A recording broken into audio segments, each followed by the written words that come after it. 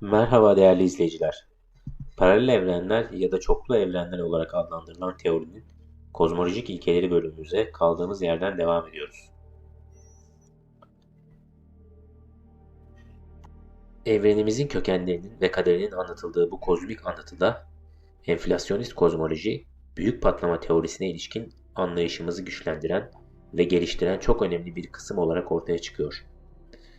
Matematiksel zerafet ve gözlemsel karmaşıklık açısından zengin olan bu hikaye, evrenin başlangıç anlarındaki hızlı ve üstel genişlemesini açığa çıkarıyor ve kozmik mikrodalga arka plan ışınımının da esrarengiz niteliklerine ilişkin derin içgörüler sunuyor. Enflasyon, evrenin enerji yoğunluğunu domine eden bir skaler alan tarafından yönlendirilen hızlı, üstel bir genişleme dönemi geçirdiğini öne sürer. Evrendeki mesafelerin nasıl genişlediğini tanımlayan ölçek faktörü şekildeki gibi verilmiştir. Uzay hızla genişledikçe ve soğudukça parçacıklar ilksel plazmadan yoğunlaşarak maddenin yapı taşlarını oluşturuyor. İlk 3 dakika içinde evren soğumasına rağmen hidrojen, helyum ve lityum çekirdeklerini oluşturacak kadar sıcak kalır. Sıcaklık 3000 Kelvin'e düştükçe elektronların ve çekirdeklerin çılgın dansı yavaşlar. Atomlara dönüşmelerine, yörüngelerindeki elektronları yakalamalarına ve atom çağını doğurmalarına olanak tanır. Uzay aralıksız genişlemeye devam ettikçe fotonlar da dahil olmak üzere içindeki her şey seyredir ve soğur. Bununla birlikte yavaşlayan madde parçacıklarının aksine fotonlar titreşim frekansları azalsa da renkleri mor ötesinden radyo frekanslarına dönüşerek sürekli olarak ışık hızında hareket ederler. Bu bağlamda skaler alan dinamikleri düz uzay zamanda Klein-Gordon denklemiyle tanımlanır. Bu denklem şekilde gösterilmiştir. Titizlikle yapılan matematiksel hesaplamalar bu fotonların mutlak sıfıra yakın bir sıcaklığa kadar soğuması gerektiğini ve uzayı kaplayan kozmik mikrodalga arka plan ışınımı olarak ortaya çıktığını ortaya koyuyor. Bu kozmik kalıntı, yani bir kozmik mikrodalga arka plan ışınımı, bir zaman kapsülü görevi görerek bize yaklaşık 13.7 milyar önceki evrene dair bir bakış sunuyor. Kozmik mikrodalga arka plan ışıması neredeyse düzgün bir sıcaklığa sahiptir. Bu da evrenin enflasyondan önce termal dengede olduğunu düşündürmektedir. Ufuk sorunu nedensel olarak bağlantısız bölgelerin nasıl aynı sıcaklığa sahip olabileceğini sorgular. Matematiksel bağlam şekilde gösterildiği gibi verilmektedir. Varlığı mikrodalga arka plan ışınıyla dolu, yapı olarak homojen ve enerji açısından tüm bölgelerde tek düze olan bir evreni sergileyen büyük patlama modeli için bir temel taşıdır. Ancak çok uzak mesafelerdeki tek düzelik, evrenin ilk anlarında hızlı genişlemesinden kaynaklanan farklı bölgelerin birbirini etkilemesini ve termal dengeye ulaşmasını engelleyen bir bilmeceyi, yani ufuk sorununu ortaya çıkarmaktadır. Enflasyondan önce nedensel olarak bağlantılı bölgenin büyüklüğü eş hareketli ufuk boyutu ile belirlenebilir. Bu hesaplama şekilde gösterildiği gibidir. Enflasyon bu ufuk büyüklüğünü üstel olarak artırır. Kozmik mikrodalga arka plan ışımasında nedensel olarak bağlantısız gibi görülen bölgelerin bir zamanlar termal dengede olmuş olmasını sağlar. Galaksilerin başlangıçta çok daha yavaş hızlarda uzaklaşmış olabileceğini ve termal denge için yeterli zaman tanınabileceğini öne süren paradigma değiştiren bir çözüm olan enflasyon teorisine girdiğimizde bu dengeyi takiben kısa süreli bir hızlandırılmış genişleme patlaması, yani kozmik enflasyon bölgeleri birbirinden çok uzaklaştırılmış olabilir ve bu da evrende gözlemlenen tek düze koşulları açıklayabilir. Şişme kozmolojisi sadece ufuk problemini çözmekle kalmıyor. Aynı zamanda yer çekiminin yalnızca kütlenin değil, enerji ve basıncın da bir sonucu olduğu Einstein'ın genel görelilik teorisiyle de iç içe geçiyor. Bu bağlamda Einstein alan denklemleri şekilde gösterildiği gibi verilmiştir. Burada stres enerji tensörü, kütle, momentum ve basınçtan katkıları içerir. Ve enflasyon alanı ile ilişkili negatif basınç enflasyonunu sürükleyebilir. Deneyler pozitif kütleye benzer şekilde pozitif basıncın da genel çekim kuvvetini arttırarak yer çekimine katkıda bulunduğunu doğrulamaktadır. Ancak ilginç bir şekilde basıncın negatif olabileceği ve itici çekim kuvvetlerine yol açabileceği senaryolar da mevcuttur. Bu negatif basınç kısa bir hızlı genişleme döneminde evreni birbirinden ayıran enflasyonun temelidir. Enflasyon statik değil, dinamik bir evreni, tek düze negatif basınçla dolu uzayın kuantum alanları tarafından yönlendirilen muazzam bir genişlemeye maruz kaldığı bir evreni varsayar. Kuantum mekanizmalarına derinlemesine kök salmış olan bu enflasyonist genişleme dönemi, paralel evrenler ve daha geniş çoklu evren üzerine spekülasyonları davet ederek gerçekliğin doğası ve onun içindeki yerimiz hakkında derin sorular ortaya çıkarıyor. Şişme kozmolojisinin matematiksel temelleri, kuantum alan teorisinin ve genel göreliliğin temelleriyle iç içe geçerek erken evrenin dinamiklerini anlamak için tutarlı bir çerçeve sunuyor. Bu denklemlerin ve modellerin merceğinden enflasyonun derin sonuçlarını anlıyoruz. Evrenin yumuşaması ve düzleşmesi, büyük ölçekli yapıyı tohumlayan ilkel dalgalanmaların oluşması ve ufuk sorunu gibi kozmolojik bilmecelerin çözümü. Şimdi de kuantum alan teorisinin gizemli alanını ve onun evreni, enflasyonist kozmolojiyi ve paralel evrenlerin cezbedici kavramını anlamamız üzerindeki derin sonuçlarını tartışalım. Doğanın temel kuvvetlerine, ki bunlar elektromanyetik, yerçekimi, güçlü ve zayıf nükleer kuvvetler olmakla birlikte bu kuvvetlere ilişkin anlayışımızı destekleyen matematiksel çerçeve olan kuantum alan teorisi, alanların enerji taşıdığını öne sürer. Bunun nedeni parçacıkların bu alanlar içinde hareket etmesinin enerji gerektirmesidir. Kuantum alan teorisinin denklemleri o konumdaki alanın sayısal değeri üzerinde göz önünde bulundurulduğunda uzayda belirli bir noktada mevcut olan enerji miktarını hesaplamamıza olanak tanır. Kuantum alan teorisi elektromanyetik, yerçekimsel, güçlü ve zayıf nükleer kuvvet gibi alanları tanımlar. Her alan kuantize edilmiş olup parçacıklar tarafından işgal edilebilen ayrık enerji seviyelerine sahiptir. Buradaki matematiksel temsil şekilde gösterildiği gibi verilmektedir. Alanlar bir noktadan diğerine değişiklik gösterebilir.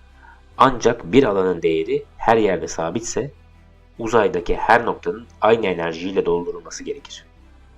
Şişme sırasında evren uzaydaki tüm noktalarda aynı olan negatif basınçla karakterize edilen bir alanda doluydu.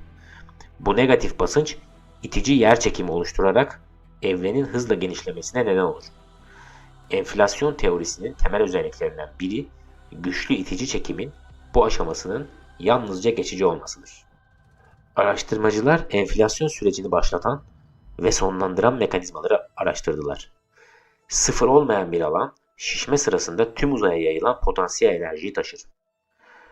Alan değeri azaldıkça depolanan enerji ve negatif basınç dağılır ve hızlı genişleme aşaması sona erer. Enflasyon erken evrede uzayın üstel genişlemesini önerir ve neredeyse sabit bir potansiyel enerjiye sahip olan enflasyon olarak bilinen bir skaler alan tarafından yönlendirilir. Şişme alanı tarafından açığa çıkan enerji kaybolmaz. Buharın soğuyarak su damlacıklarına dönüşmesi gibi alanı eşit şekilde dolduran parçacıklar halinde yoğunlaşır. Bu iki aşamalı süreç hızlı genişleme ve ardından parçacıkların oluşumu uzayı yıldızlar ve galaksiler gibi yapılarla doldurur ve her yerde eşit bir uzaysal genişleme ile sonuçlanır. Enflasyon evresi, enflasyon alanının potansiyel enerjisinin doğrudan bir sonucu olan negatif basınç ile karakterize edilir. Ve bu da itici yerçekimine yol açar. Negatif basınç üreten alanların sayısından bunlarla ilişkili potansiyel enerji eğrilerine kadar enflasyon teorisine yönelik çeşitli yaklaşımlar geliştirilmiştir. Enflasyon teorisi uzayın ani genişlemesini tek seferlik bir olay olarak görmüyor. Bunun yerine evrende bir bölgenin oluşumunu bilinen bir şekilde önce çok hızlı, sonra daha yavaş genişleyen, parçacıkların birbirinden uzak bölgelerde farklı zamanlarda oluşturduğu bir süreç olarak tanımlıyor. Bu durum paralel evrenlerin enflasyon teorisiyle birlikte ele alınmasına yol açmaktadır. Enflasyon alanı kuantum belirsizliğine tabidir. Yani değeri zaman içinde belirli bir miktar dalgalanabilir. Enflasyon alanının enerjisi ne kadar büyük olursa kuantum belirsizliğinden kaynaklanan dalgalanmalar da o kadar büyük olur. Bu rastgele kuantum dalgalanmaları alanı hızla bölgelere bölerek şişme alanında benzer sonuçlar üretir. Kuantum titreşimleri bazı bölgelerin alanının potansiyel enerji eğrisini aşağı çekmesine neden olurken bazı bölgelerin yüksek kalmasına neden oluyor. Enflasyon alanındaki kuantum dalgalanmaları uzaydaki enflasyon oranında değişikliklere yol açabilir ve kozmik yapı oluşumu için başlangıç koşullarını belirler. Buradaki matematiksel bağlam şekilde gösterildiği gibidir. Bu kuantum titreşimleri yüksek alan enerjisiyle dolu uzayın hacmini azaltmaya çalışırken şişmenin genişleme aşaması bunu arttırır. Enflasyonist genişlemeye yol açan bu oluşum süreci başlandıktan sonra hız kesmeden devam etmektedir. Uzayın genişlemesi o kadar hızlı ki mikroskopik varlıklar çok kısa bir süre içerisinde makroskopik boyutlara ulaşabilir. Kuantum titreşimlerinin neden olduğu küçük enerji farklılıkları kozmik mikrodalga arka plan ışınımındaki sıcaklık değişimleri olarak ortaya çıkmaktadır. Evrenimizin şişmesinin son aşamalarında biraz daha fazla enerjiye sahip bölgeler daha güçlü bir çekim kuvveti yaratır. Daha fazla parçacık çeker ve büyür. Sonunda galaksileri ve yıldızları doğuran madde ve enerji kümelerini oluşturur. Galaksiler, yıldızlar ve gezegenler enflasyonist genişlemeyle güçlendirilen mikroskopik kuantum belirsizliğinden ortaya çıkar. Kuantum dalgalanmaları nedeniyle enflasyon her yerde aynı anda aynı şekilde sona ermeyebilir. Bu da uzayın farklı bölgelerinin şişmesinin farklı zamanlarda durduğu ve potansiyel olarak paralel evrenlerin ortaya çıktığı bir senaryoya yol açabilir.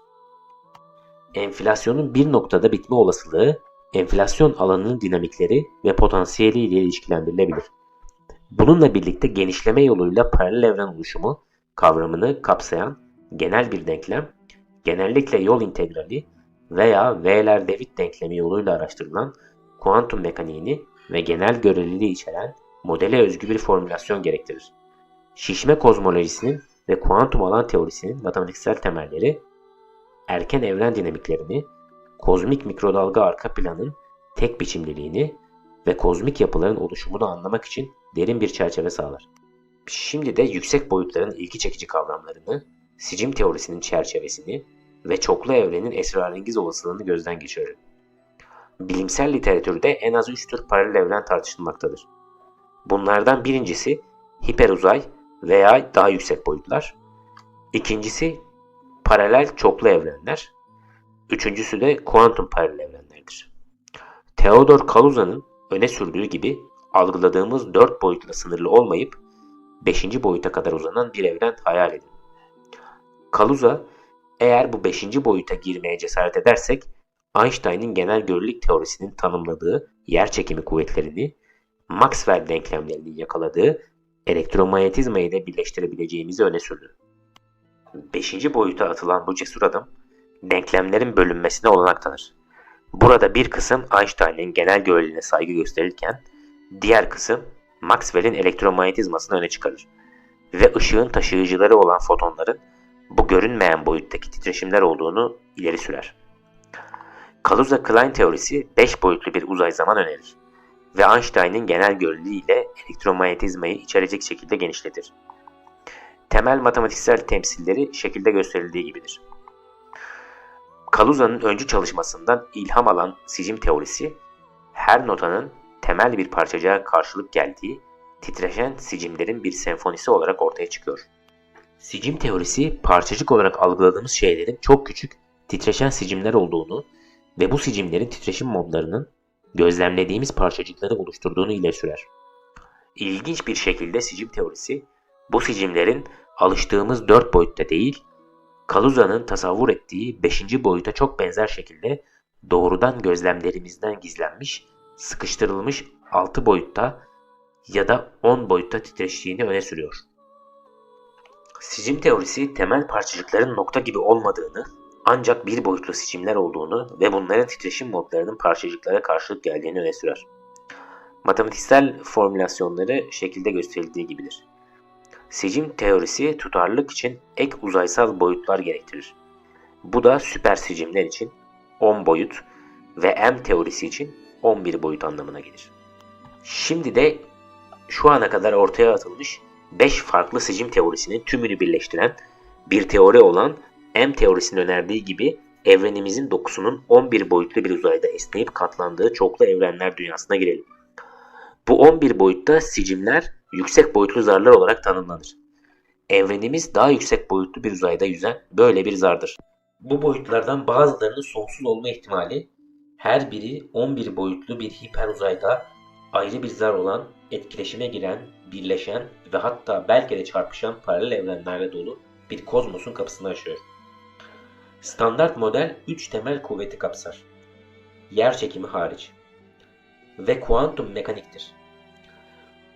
Oysa genel görelilik yerçekimini açıklar ve klasiktir. Bu teorileri birleştirmek önemli bir meydan okumadır. Sicim teorisi ve M teorisi, parçacıkların yerçekiminin aracısı olan graviton da dahil olmak üzere yay gibi modellenmiş titreşim modları olduğunu öne sürerek kuantum yerçekimi için bir çerçeve önermektedir.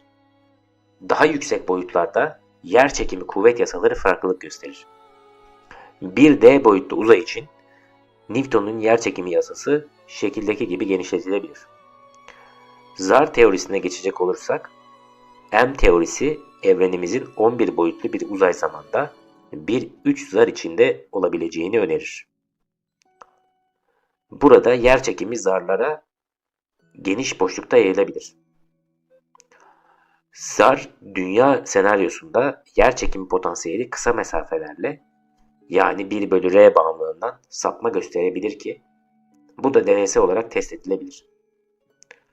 Tabii bir de bu işin karanlık maddeyle ilişkisi vardır. Karanlık maddenin gizemlerini düşünürken bu görünmez madde bizim evrenimize ait değil de paralel bir evrene ait olabilir mi? Bizimle yalnızca zarlara nüfuz eden çekim kuvveti aracılığıyla etkileşime giriyor olabilir mi? Bu hipotez doğadaki sabitlerin yaşamın ortaya çıkıp gelişebileceği kadar ince ayarlandığı bir evreni öne sürerek hayal gücünü harekete geçiriyor. Nükleer kuvvetlerin hassas dengesi, yıldızların yanma hızı ve yerçekiminin gücü, bunların hepsi yaşamın varlığını desteklemek için titizlikle ayarlanmış gibi görünüyor. Burada sunulan matematiksel modeller ve semboller, Kaluza-Klein teorisinin sıkıştırılmış boyutlarından ve sicim teorisinin titreşim modlarından M teorisi çerçevesinde birleşme arayışına kadar modern fizikteki çeşitli teoriler arasındaki karşılıklı bağlantıları araştırmak için bir temel sağlar. Bu modeller yalnızca evren anlayışımızın sınırlarını zorlamakta kalmıyor. Aynı zamanda bizi uzay zamanın geleneksel 4 boyutunun ötesinde düşünmeye zorlayarak gerçekliğin doğasına ve kozmosun dokusuna dair daha fazla araştırmaya davet ediyor. Bu araştırmada Kaluza'nın önerdiği yüksek boyutlardan sicim teorisinin titreşen sicimleri aracılığıyla çoklu evrenin potansiyel gerçekliğine yolculuk yaptık.